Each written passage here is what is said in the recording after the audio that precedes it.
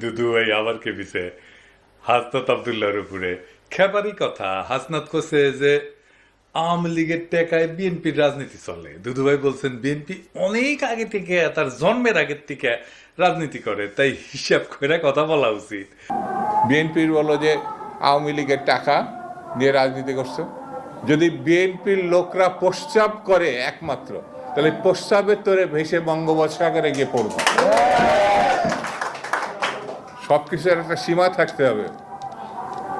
এমন কোনো কথা বলবা না যে কথার দায়িত্ব নিতে পারবা না। বিএনপি সম্বন্ধে যে অভিযোগ করছো, সেই অভিযোগের জবাব যদি বিএনপি শুধু থুতু ফেলে, সেই থুতুর মধ্যে তোমার খুঁজে পাওয়া যাবে না। সেই জন্য আমি বলবো, হিসাব করে কথা বলা, হিসাব করে চলা, আর গণতান্ত্রিক রীতিনীতি মানা। পোলা পাইন করলে বহুত ব্যর্থ আছে দুদু ভাই। ঠিকই কইছেন, ঠিকই কইছেন। সব জায়গায় দুদু ভাইয়ের লোক ঢুকেছে, একেবারে ফাউল এগুলো। আপনি একজন বিশিষ্ট রাজনৈতিক নেতা, আপনি খাবার গেছেন, আপনার মুরগির ঠ্যাং দিবি না, তাই বলে দেখেন রানের পিস না দেয় দুদু ভাইয়ের কি রাগ। ঠিক আছে না? আমি কনফার্ম ওই মেসিয়ান না এনসিপি করে, ছাত্রদের দল করে। এরপরে দুদু ভাই খাবার গেলে না দুটা রান দিবেন, হ্যাঁ, আর ব্যান্ডে দিয়েন খেলানোর পরে। উনি খাবি আবার ব্যান্ডেও নিয়ে আসবি। তো আসেন আমরা না ইতিহাস দেখি। দুদু ভাই কইছে মুরব্বী মানুষ তো ইতিহাস দেখা দরকার। তো দুদু ভাই মাঝে মাঝে ফাউল করে আর একটা বাড়ি খায়, কিছুদিন ঠান্ডা থাকে। ওটাই একটা কাজ। বিএনপির জীবনের কি কাজ সেটা অবশ্য জানি না। হ্যাঁ, জানাই কোনো গতি, সে নাকি হয় সহসভাপতি। তো উনি তো সহসভাপতি। তো ওই সহসভাপতি আর বেটা মানুষের দুদু একই জিনিস। বিএনপির দুদু ভাইয়ের কাজও এক, ওনার কোনো কাজ নাই আসলে। বিএনপির মধ্যে ঐতিহাসিকভাবে আওয়ামীপন্থীরা কাজ করে। পাগলা ফজলু একটা উদাহরণ, হাবিবুর রহমান হাবিব আর একটা উদাহরণ। ওই নাকি জামাত ইসলামের লোকদেরকে মসজিদে ঢুকতে দিবি না, নামাজের ইমামতিও করবে দিবি না। আটঘরিয়ার কোন মসজিদে জামাতের কোন ইমাম কোন মুয়াজ্জিন আযান দিতে পারবে না, জামাতের কোন ইমাম ইমামতি করতে পারবে না। তো এই দুটোই ছাত্রলীগের প্রেসিডেন্ট ছিল। বিএনপির শামুজ্জেম ছাত্রলীগের প্রেসিডেন্ট ছিল পরপর 3 বার। মনিরুল হক চৌধুরী আর এক ছাত্রলীগ, বিএনপি করে। এমনকি পরপর 2বারের সভাপতি হওয়া কে এম ওবায়দুর রহমান, সেও বিএনপির সাধারণ সম্পাদক ছিল অনেকদিন। তো দুদু ভাই আওয়ামী লীগের টেকা মানে তো আওয়ামী লীগের নেতার কর্মীর টেকা, তাই না? কে এম ওবায়দুর রহমান যখন বিএনপিতে আসে বা অন্যান্য ছাত্রলীগের নেতারা যখন বিএনপিতে আসে, তার টাকা পয়সা কি আওয়ামী লীগকে ফেরত দিয়ে আসে নাকি নিয়ে আসে? আব্দুল আল মিন্টু যখন আওয়ামী লীগের ছিল, তার টাকা আওয়ামী লীগের টাকা না। আর আপনারা তো টাকা নিয়ে আওয়ামী লীগকে এলাকায় ফেরাইতেছেন, কথাটা তো মিথ্যা না, তাই না? তাই বিএনপির মধ্যে আওয়ামী লীগের টাকা আছে তো, কথাটা সত্য তো। 71 টিভির দখল কে নিছে? হ্যাঁ, কে নিছে? বুলু ভাই নিছে তো। আর টিভির দখল কে নিছে? আর কইলাম না। এস আলমের সাম্রাজ্য কে দেখতেছে? সালাউদ্দিন সাহেব দেখতেছে। সামিটে যায় কে বসতেছে? হ্যাঁ, আপনাদের কোষাধ্যক্ষের ছেলে বসতেছে। হ্যাঁ, দখল করতেছেন সবকিছুই। দেখেন ভ্যান চালকের জমিও তো বাদ দিতেছেন না। 1200 বিঘা চিংড়ি ঘের দখল করেছেন।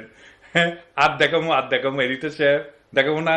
আচ্ছা ঠিক আছে, আজকে বাদ দিই, আজকে আর না দেখাই। বিএনপির যত দখল সে নিয়ে আলাদা এপিসোড করবো নি। এইটা সাহেব কি কর না কি? ঠিক আছে, আচ্ছা ঠিক আছে, এডিটর কইছে ঠিক আছে। তবে দখল নাকি ন্যায্য অধিকার ফিরে পাওয়া, মির্জা ফখরুল বলছে। এটাতে দখল বলা ঠিক না। আমি বিশ্বাস করি নাই যে এটা কইছে মির্জা ফখরুল ভাই, কিন্তু বিএনপির ভেরিফাইড টুইটার অ্যাকাউন্টে এটার প্রমাণ আছে। দেখেন এডিটর সাহেব, দেখে দেন, দেখে দেন, এটা যে ভেরিফাইড টুইটার অ্যাকাউন্ট, এটা দেখে দেন। আওয়ামী লীগের মিছিল করে দিতেছে আপনাদের লোক। আওয়ামী লীগের লোক ছাড়া আপনাদের বিএনপির কার্যালয়ের উদ্বোধন হয় না। দেখেন যে কটা জায়গায় আওয়ামী লীগ মিছিল করেছে সেইগুলো স্থানীয়ভাবে বিএনপির টাকা দেওয়া হচ্ছে, আমরা খবর পেয়েছি।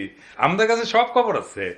2-1 জায়গায় বিএনপি ধাওয়া দিছে সত্য, তবে এগুলো স্থানীয় অ্যারেঞ্জমেন্ট। আমি জানি না টাকা না পেয়ে ধাওয়া দিছে কিনা, সেটাও হইতে পারে।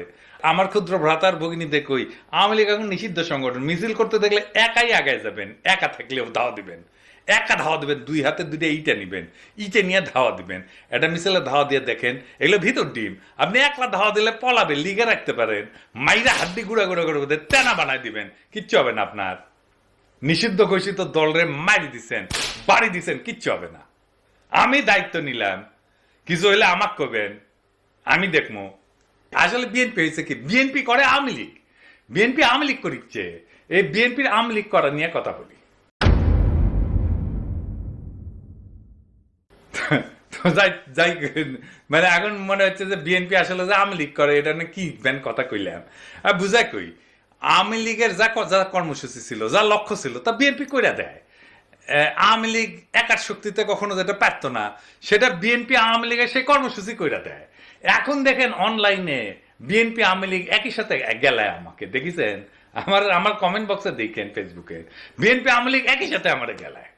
তত্ত্বাবধায়ক সরকার কার দাবি ছিল? আওয়ামী লীগের দাবি ছিল। কোন সরকার সেটা বাস্তবায়ন করেছে, আইন সংশোধন করেছে, সংবিধানে ঢুকেছে, বিএনপি সরকার ঢুকেছে। জিয়া কি ছিল? বাংলাদেশের প্রেসিডেন্ট ছিল, তাই না? প্রেসিডেন্সিয়াল সিস্টেমই বাংলাদেশের জন্য সবচেয়ে ভালো। প্রেসিডেন্ট সিস্টেম এটা বিএনপির কর্মসূচি। প্রেসিডেন্সিয়াল সিস্টেম থাকলে আসে না জিন্দেগি প্রেসিডেন্ট ওভার পারল না নি। আওয়ামী লীগের দাবি ছিল এই প্রধানমন্ত্রী শাসিত পার্লামেন্টারি সিস্টেম। এই বিএনপি নিজেরা রাষ্ট্রপতি শাসিত শাসন ব্যবস্থার পক্ষ হইলেও প্রধানমন্ত্রী শাসিত শাসন ব্যবস্থা প্রবর্তন করছে বিএনপি, আইন করে বিএনপি প্রবর্তন করছে। এই পার্লামেন্টারি সিস্টেম ভালো কাজ করে যদি রাজা থাকে। এইগুলা সে সমস্ত দেশের জন্য ঠিক আছে, কিন্তু বাংলাদেশের জন্য ঠিক নাই। আমি এই এপিসোডে আলাপটা করেছিলাম, দেখে নিতে পারেন কেন প্রেসিডেন্সিয়াল পদ্ধতি বাংলাদেশের জন্য সবচেয়ে ভালো। আবার দেখেন বিএনপি ৭২-এর সংবিধান রক্ষা করতে চায়। ৭২-এর সংবিধান বাতিল করা সম্ভব না বলছেন মির্জা ফখরুল, দেখেছেন? তো আপনারা তো আসলে আওয়ামী লীগ করতেছেন, আর কি কি করতেছেন? আওয়ামী রাজনীতি। আসেন আর একটু দেখি। অসাম্প্রদায়িক বাংলাদেশ গড়া ছিল আওয়ামী লীগের রাজনীতি, আপনারা সেটাই করতে চান। এই দেশে অসাম্প্রদায়িক বাংলাদেশ আর বিএনপি লেখা সার্চ দেন না গুগলে, দেখেন বিএনপির কোন নেতা বলে নাই এটা। তারেক রহমান পর্যন্ত বলেছে আওয়ামী লীগ মুক্তিযুদ্ধের চেতনার বাংলাদেশ গড়তে চায়, বিএনপিও তাই চায়, দেখেছেন? তো বিএনপির তফাৎ থেকে আওয়ামী লীগ থেকে বিএনপিতে বিলুপ্ত হচ্ছে আওয়ামী লীগ, দেখেছেন? আপনারাই ডাকতেছেন আওয়ামী লীগদের বিএনপি করার জন্য। হ্যাঁ দেখেন সব নেতাই ডাকিচ্ছে আর কি, রিজভি ভাই ডাকিচ্ছে, আমি খুশিও ডাকিচ্ছে, সবাই ডাকিচ্ছে। যান যান লাইন ধরেন, বিএনপির লাইন ধরেন। সালাউদ্দিন কাদের চৌধুরী কইছিল যে আওয়ামী লীগ একটা আশ্চর্য মেশিন, সব রাজাকার ঢুকাইলে মুক্তিযোদ্ধা বেড়ায়। তো এরকম বিএনপি একটা আশ্চর্য মেশিন হয়েছে, সব আওয়ামী লীগ ঢুকাইলে বিএনপি হয়ে বেড়াবে। রবীন্দ্রনাথ শুনলে কাজ হয়ে পড়ে বিএনপি, দেখেছেন? আমরা যে জাতীয় সঙ্গীত পাল্টাইতে চাই সেই জাতীয় সঙ্গীত নিয়ে বিএনপি গর্বিত, দেখেন? তারেক রহমান কইছে, কি আর বলবো, এই রবীন্দ্রনাথ বাংলাদেশে ইন্ডিয়ার আওয়ামী লীগের একটা পলিটিক্যাল প্রজেক্ট, সেটারে ঊর্ধ্বে তুলে ধরে বিএনপি। এখন বিএনপি আওয়ামী লীগের লোকেরা এসে খাও খাও করে ধরবি, আপনি না রবীন্দ্রনাথ নিয়ে এক বই লিখেছেন, আমি একটা কেন আমি ১০০টা বই লিখমু, তাতে কি যায় আসে? তাতে কিছু যায় আসে? জাতীয় সঙ্গীত একটা পলিটিক্যাল কোশ্চেন, একটা জাতির আত্মপরিচয়। আমি তো বদলিয়ারের কবিতা পছন্দ করি, রবীন্দ্রনাথ বাদী দেন, তা আমি কি বদলিয়ারের কবিতা নিয়ে এসে জাতীয় সঙ্গীত বানামু? হ্যাঁ বেকুব গুলা, আমি তো ইকবালের কবিতা পছন্দ করি, তো আল্লামা ইকবালের কবিতা নিয়ে এসে কি আমি বাংলাদেশে জাতীয় সঙ্গীত বানাবো? হ্যাঁ ফাইনালি ইসলাম প্রশ্নে বিএনপি ইন্ডিয়ার যেটা প্রজেক্ট, সেই প্রজেক্টের মধ্যে যা ঢুকেছে। আসেন এটা একটু বুঝে দেখি। বিএনপি সবসময় ইসলাম প্রশ্নে একটা নমনীয় শ্রদ্ধামূলক অবস্থান নিত সৃষ্টির সময় থেকে, জিয়াউর রহমানের আমল থেকে। কিন্তু বেশ কিছুদিন থেকে একটা শক্তিশালী ধারা বিএনপির মধ্যে কাজ করতেছে, যারা মনে করে ইসলামপন্থী ধারা, বিশেষ করে জামাত ইসলামীর সঙ্গে বিএনপির সঙ্গ ত্যাগ করা উচিত। এইটা বাস্তবায়িত হয়েছে পূর্ণাঙ্গভাবে হাসিনা পতনের পরে। দল হিসাবে ইসলাম প্রশ্নে বিএনপি কিভাবে নীতিগত কৌশলগতভাবে মোকাবেলা করবে তা নিয়ে অবশ্যই তারা সিদ্ধান্ত নিতে পারে।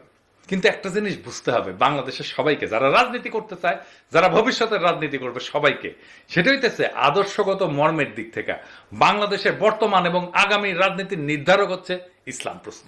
এটাকে এড়ায় যাওয়ার উপায় নাই, যেভাবেই বলেন না কেন এটাকে এড়ায় যেতে পারবেন না। মর্মের দিক থেকে বাংলাদেশের আগামী রাজনীতির এইটাই নির্ধারক প্রশ্ন, আপনি চান বা না চান। পাশ্চাত্য লিবারাল রাজনীতির কাঠামোর মধ্যে বাংলাদেশের সংখ্যাগরিষ্ঠ জনগণের ধর্মীয় আবেগ, সংবেদনা, স্বপ্ন, সংকল্প বিএনপি তার জাতীয়তাবাদী রাজনীতির বয়ানের মধ্যে কিভাবে অন্তর্ভুক্ত করবে সেটা একটা বুদ্ধিভিত্তিক কাজ হইতে পারত, সাহায্য নিতে পারত। সেটা তো নিবে না, ওরা সবার থেকে বেশি বুঝে। এটা একটা খুব ইন্টেলেকচুয়াল ট্যাকটিক্যাল কৌশলগত কাজ হইতো, বলাই বাহুল্য বিএনপি সেটা করতে সক্ষম না, এটা তাদের কম্য না। তারা বুঝাই দিছে এটা তারা পারবে না। সেকুলার ইসলামপন্থীদের জোটে একসঙ্গে ধরে রেখা শেখ হাসিনার শাসনের বিপরীতে বিএনপি একটা সময় পর্যন্ত দাঁড়িয়ে থাকতে পারছিল। কতক্ষণ? যখন খালেদা জিয়া ক্ষমতায় ছিল, যখন খালেদা জিয়া নেতৃত্বে ছিল। সেটা লিবারেল রাজনীতির সংস্কৃতির দিক থেকে একটা খুব বড় সাফল্য ছিল। ইন্ডিয়া এই সাফল্যটা নস্যাৎ করতে বদ্ধপরিকর ছিল। তারা পরিকল্পনা করছে। ইন্ডিয়ার এই কৌশল শুধু জামাত ইসলামকে বিএনপি থেকে বিচ্ছিন্ন করে না, মূলত ভারতীয় আধিপত্যবাদের বিপরীতে ধর্মনিরপেক্ষতাপন্থী এবং ভারতীয় আধিপত্যবাদের বিরুদ্ধে সেকুলারপন্থী এবং ইসলামপন্থীদের সম্ভাব্য ঐক্যের যে কোনো সম্ভাবনা ভারত নস্যাৎ করে দিতে চায়। 20 দলীয় জোটের মধ্যে এই ঐক্যের একটা বীজ ছিল। এটার অঙ্কুরে বিনষ্ট করা ছিল ভারতের রাজনীতির একটা বিরাট কৌশল। বিএনপি এবং ইসলামপন্থীদের মধ্যে ফাটল ধরানো, সেই জন্য শেখ হাসিনা বাম এদের একটা অন্যতম কৌশল ছিল। ফ্যাসিবাদের বিরুদ্ধে জুলাই আগস্ট বিপ্লবে এই যে সেকুলার বাম ইসলামপন্থীদের ঐক্য, এটা খুবই তাৎপর্যপূর্ণ রাজনৈতিক সন্ধি ছিল। এর বিপদ বুঝবার বিচক্ষণতা ভারতের আছে। এই রাজনৈতিক সন্ধির বীজ জাতীয় রাজনীতির সম্ভাব্য দিক নির্দেশক হয়ে ওঠার আগেই ভারতকে সমূলে নষ্ট করে দিল বিএনপিকে দিয়া। ভারত তার বিপদের ক্ষেত্রগুলোকে বাস পাখির মতো চোখ এনে ধরতে পারে বাংলাদেশে। 71-এর মুক্তিযুদ্ধে জামাত ইসলামের ভূমিকার বিচার আর বাংলাদেশের ইতিহাস, সমাজ, সংস্কৃতি আর রাজনীতিতে ইসলামের ভূমিকার প্রশ্ন দুইটা আলাদা প্রশ্ন। 1971-এ জামাতে ইসলামের ভূমিকার কারণে বাংলাদেশের শক্তিশালী ইসলামপন্থী রাজনীতির উদ্ভব এবং বিকাশ অনেকটা ক্ষতিগ্রস্ত হয়েছে, সেটা আমরা মানি বা না মানি। কিন্তু বিএনপিকে জামাত ইসলাম থেকে বিচ্ছিন্ন করা যে একান্তই ভারতের এবং লীগের প্রধান কৌশল, যার উদ্দেশ্য বিএনপিকে আরো দুর্বল করা, খর্ব করা, এটা বোঝার জন্য খুব একটা রাজনৈতিক জ্ঞানের প্রয়োজন হয় না, আইনস্টাইন হওয়ার দরকার নাই। এটা উল্টা দিকে জামাত ইসলামকেও দুর্বল করার কৌশল। আমি মুক্তিযুদ্ধের চেতনার প্রশ্নে তারেক রহমানের একটা পুরনো সাক্ষাৎকার দেখাই, যখন খালেদা জিয়া বিএনপি প্রধান, যখন খালেদা জিয়া নেতা, সেই সময় বিএনপি আসলে মুক্তিযুদ্ধ প্রশ্নে কি স্ট্যান্ড নিত। আমি এই সাক্ষাৎকারটা সাপ্তাহিক 2000-এ প্রকাশিত হয়েছে, 2001 সালের 17 আগস্ট। এইটা পরে জনগণের মুক্তিযুদ্ধ চেতনার স্বরূপ সন্ধান এই নামে আহমেদ মুসা সম্পাদনা করে আর একটা বই বের করে। তো সেই সাক্ষাৎকার বড়, কিন্তু আমি শুধু মুক্তিযুদ্ধ বিষয়ক অংশটা তুলে ধরতেছি। এইখানে আমি সাপ্তাহিক 2000-এর প্রশ্ন এবং তারেক রহমানের উত্তর সেটা আপনাদেরকে বলতেছি। জামাতে ইসলামীকে কি আমি মুক্তিযুদ্ধের বিপক্ষ শক্তি বলবো না? আমি কিন্তু জিনিসটাকে ভিন্নভাবে দেখি। এটা আমার আগের জেনারেশন বলতো।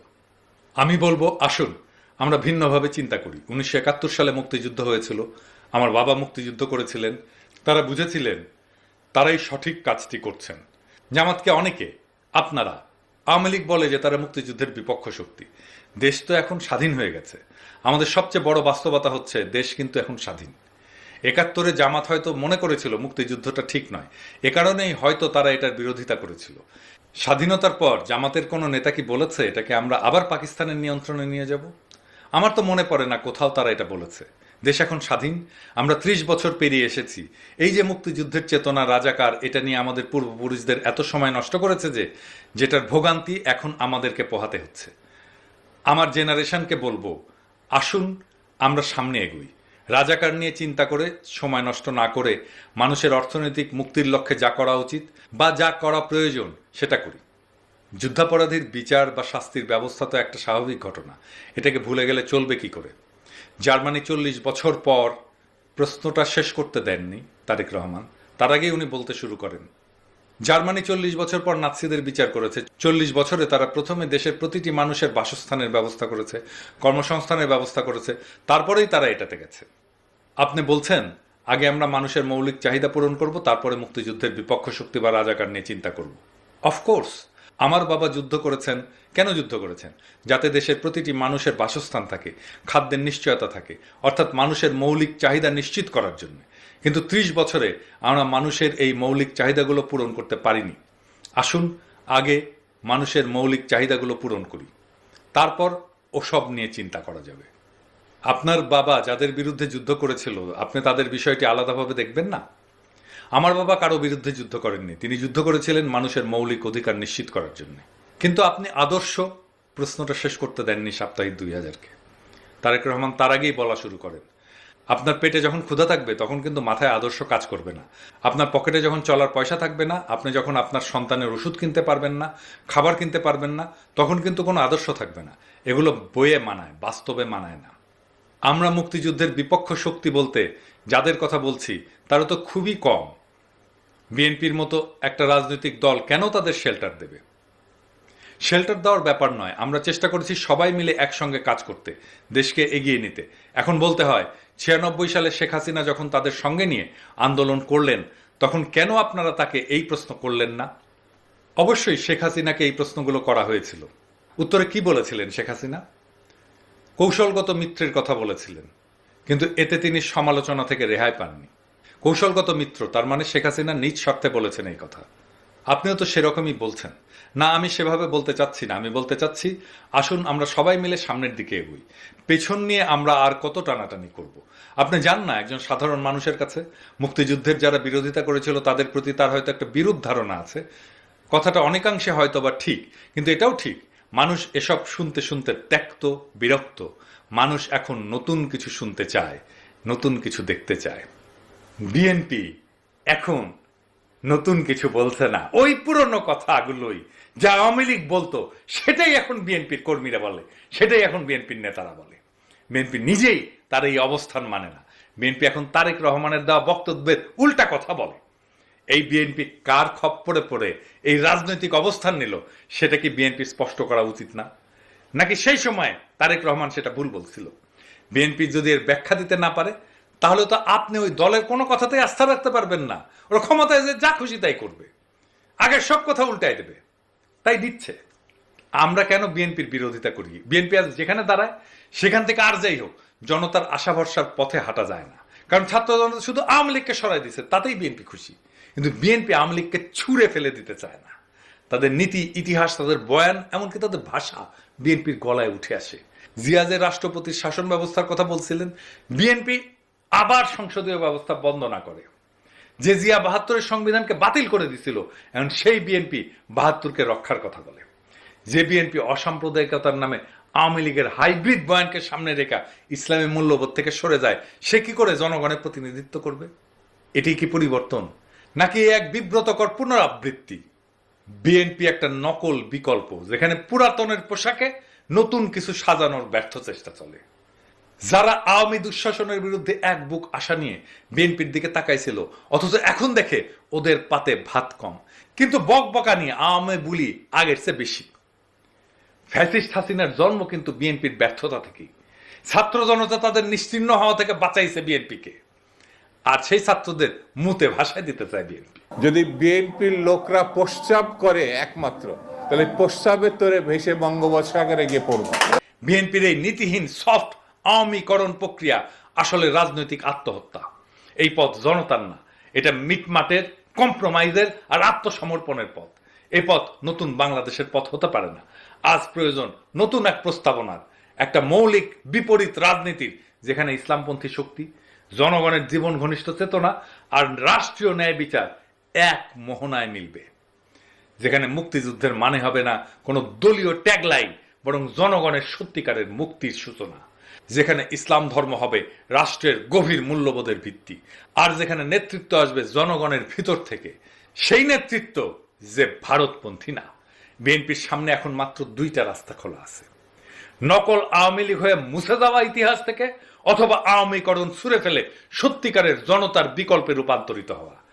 জনগণ ক্ষমা করতে জানে, কিন্তু জনগণ প্রতারণা চেনে। বিএনপি আজকের রাজনীতি জনগণের সাথে প্রতারণা।